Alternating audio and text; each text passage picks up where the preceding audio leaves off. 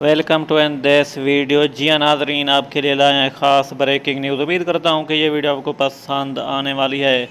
जी हाँ प्यारे नाजरीन, आपको बताते चलें कि आज हम बात करने वाले हैं पाक भारत टाकरा जो कि कल होने जा रहा है संडे। जी हाँ नाजरीन, आपको ब्रेकिंग न्यूज़ से आगाह कर रहे हैं कि कल बरोज़ एतवार पाकिस्तान मुकाबला इंडिया का बहुत बड़ा मुकाबला होने जा रहा है कोलंबो क्रिकेट स्टेडियम श्रीलंका में।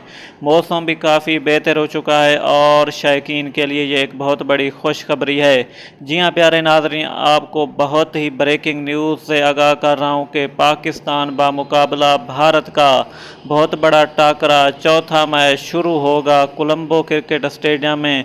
कल वेदर अपडेट के मुताबिक मतला साफ रहेगा, किसी किस्म की बारिश का इम्कान नहीं है। ये है आपके लिए ख़ास ब्रेकिंग न्यूज़। उम्मीद करता हूँ कि ये वीडियो आपको पसंद आई होगी। अगर वीडियो पसंद आए तो वीडियो को लाइक करें, शेयर करें और चैनल को सब्सक्राइब करना ना भूलें।